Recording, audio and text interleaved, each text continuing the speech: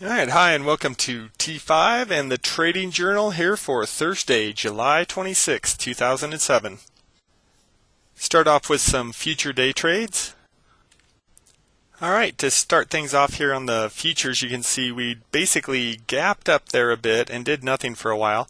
I took this short order right here as we started breaking down. I'm a big fan of this where it head fakes one way and then goes the other out of these real tight ranges. Well, as this kept going here, ended up crashing down pretty hard. Made a lot of money pretty quick, so you'll see I booked my profits there.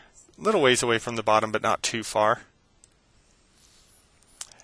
As it ran up here, I found another window to go ahead and get in short. I am still currently in that short, and you can see I'm basically had a big move down there, but pretty flat by the end of the day.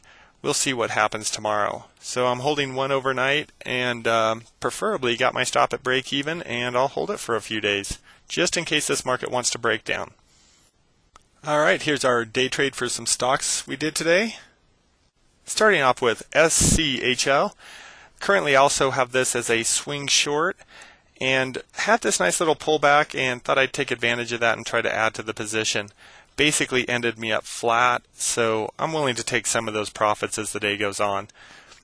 The first day trade long, as you can see, was a carryover from yesterday's day trade long. We entered yesterday right here, and our stop's currently at break even on this position. Gave me a small window here, thought I'd try to add, and as you can see, that didn't work out real great for me. The other day trade I did was LII, and as you can see, got in, looked good at the start, and then basically ended up doing nothing by the end of the day.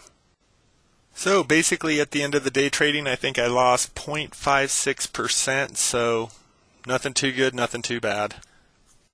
Let's go ahead and look at our swing trades we've got going on. I'll start off here with that SCHL, and again, this is kind of the swing basis, but we did add to this trade.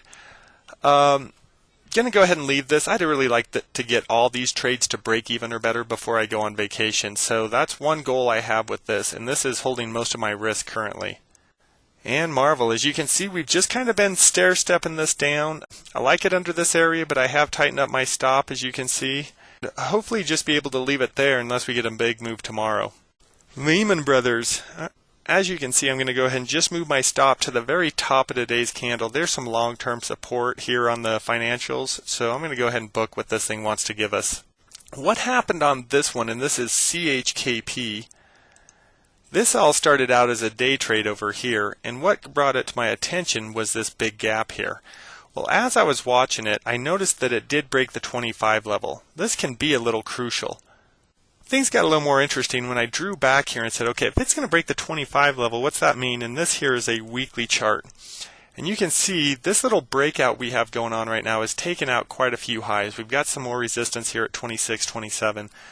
But I did like the fact that when I drew back, I got a little volume.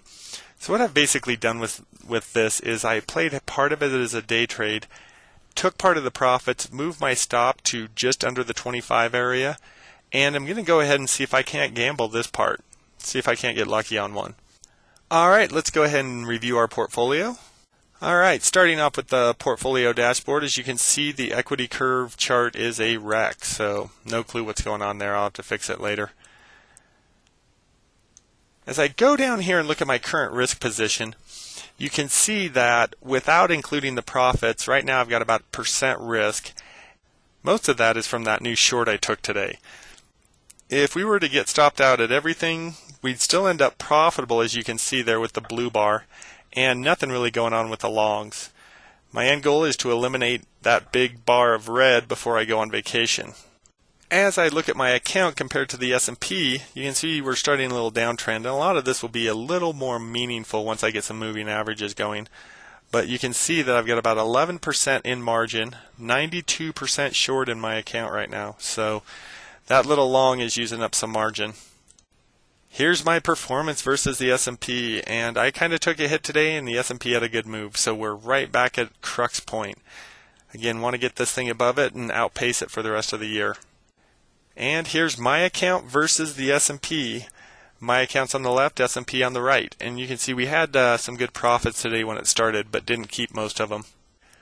Thoughts on my trading today. As I sit here, the thing that gets me is I took that futures trade. You've got to watch your head when it starts going into these visions of grandeur. And that's kind of what I had today. It wouldn't surprise me to get stopped out on that position tomorrow at break even just because I had those. You plan for the best and you hope for the best, but don't let your mind just sit there and drift into that because it affects your decision-making process, and I don't think that's a positive thing. At least it wasn't for me today in my trading. I could have booked some nice profits, moved on, and been pretty happy, but instead decided to roll the dice, and the more I think about it, you guys have a great day, and we'll see you tomorrow.